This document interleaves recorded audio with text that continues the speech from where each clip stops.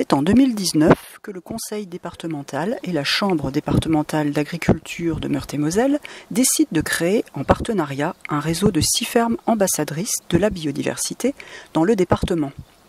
Ces fermes sont des vitrines, des lieux de rencontre et d'échange entre agriculteurs, maraîchers, professionnels, l'objectif étant de partager les expériences en agroécologie et de mutualiser les retours positifs.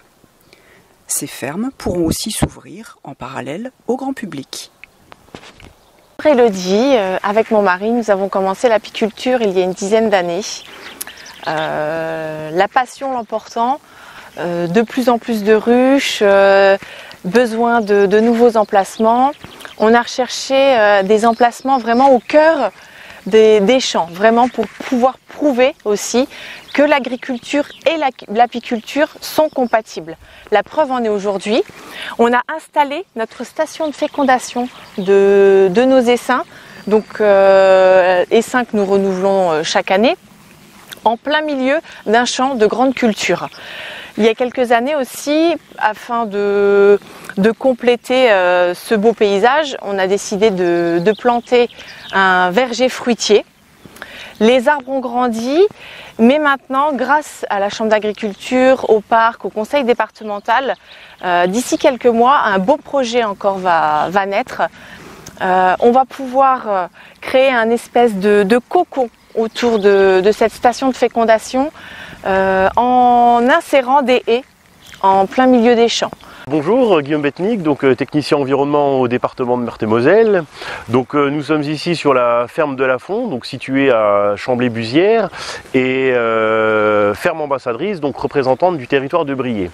Donc nous avons été sollicités pour un projet de création de haies sur cette exploitation, donc qui prendra place ici, donc sur ce verger qui est utilisé donc par Élodie et Sébastien dans le cadre de leur activité apicole une partie de l'année. Donc cette haie en fait devra répondre à plusieurs critères, donc elle devra jouer un rôle de brise-vent pour protéger les ruches et offrir de la quiétude aux abeilles, mais on devra également y trouver des essences mellifères pour offrir du pollen donc disponible à proximité immédiate. Donc après visite de terrain, il a été convenu donc de planter une haie de part et d'autre donc de la zone, donc 80 mètres de haie de part et d'autre, et cette haie sera dédoublée sur certains tronçons afin à terme de créer des bosquets arbustifs pour casser sa linéarité et offrir un petit peu de diversité paysagère. Ce chantier sera réalisé cet automne dans le cadre d'un chantier participatif co-animé par le Parc naturel régional de Lorraine, la Chambre d'agriculture, le département de Meurthe-et-Moselle, et seront également présents des bénévoles mobilisés par les exploitants. On travaille beaucoup avec les agriculteurs sur ces conciliations de patrimoine, de biodiversité et d'activité agricole. Également, on les accompagne directement sur la restauration de la trame verte et bleue pour tous les projets d'aménagement du territoire, de plantation de haies, de plantation d'alignement d'arbres. La diversité des essences implique une diversité de floraison, un calendrier de floraison qui est étalé entre la fin de l'hiver et un petit peu plus tard dans le printemps, l'été. Et cette diversité de floraison implique derrière une diversité en population d'insectes, d'oiseaux. Quelque chose qui est intéressant aussi, c'est d'avoir une diversité entre les différentes strates. Donc on a une strate buissonnante avec des arbustes qui ne vont pas monter très haut, qui vont faire des boules de végétaux, et des arbres de hoget qui ont vocation à monter à plusieurs mètres de hauteur. Les prairies également qui sont laissées en hauteur plus tard dans la saison peuvent servir de support de nidification pour certains oiseaux. Je pense au râle déjeuner.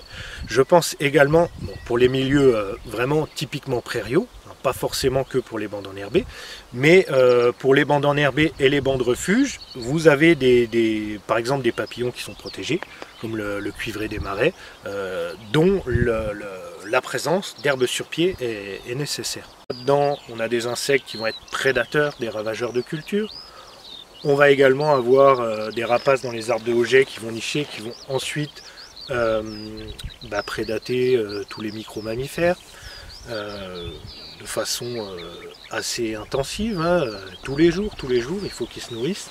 On essaie de porter le message que ça rapporte dans le sens où, dans leur système global d'exploitation, les zones de nature, comme ça, on va les appeler comme ça, sont des atouts de production. Par ailleurs, la SCEA fait partie d'un groupe d'agriculteurs, le GVA de Doncourt. Cela permet le rayonnement de ces bonnes pratiques sur le territoire, d'autant que le GVA mène des actions en faveur de la biodiversité.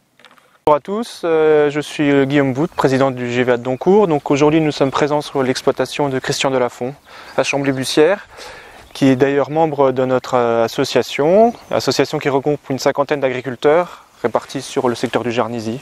Nous avons mis en place donc plusieurs exploitations du secteur, des nichoirs à chouettes, pour pouvoir favoriser tout ce qui est auxiliaire. Michel Brouwer de la Chambre d'agriculture, donc je suis l'animateur du GVA de Doncourt-les-Conflans. Nous mettons en place tous les ans des expérimentations concernant la technique, l'environnement, l'économie, la biodiversité. Et cette année, on a la particularité d'avoir travaillé sur la culture de tournesol, une culture qui se développe beaucoup sur le secteur. On peut avoir des alternatives au désherbage avec du binage. C'est une culture de printemps donc, qui nous permet également de lutter contre nos problématiques adventices graminées qui sont très récurrentes en Lorraine.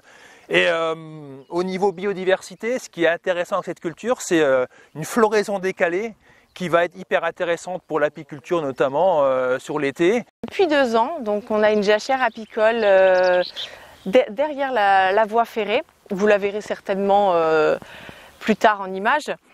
Les abeilles vont rechercher du nectar, du pollen, qu'on ne voyait pas auparavant. Et c'est grâce à cette jachère apicole qu'elles peuvent rapporter encore plus de pollen que tout ce qu'elles peuvent déjà trouver par ici. Ce pollen, on le voit vraiment, c'est du pollen violet.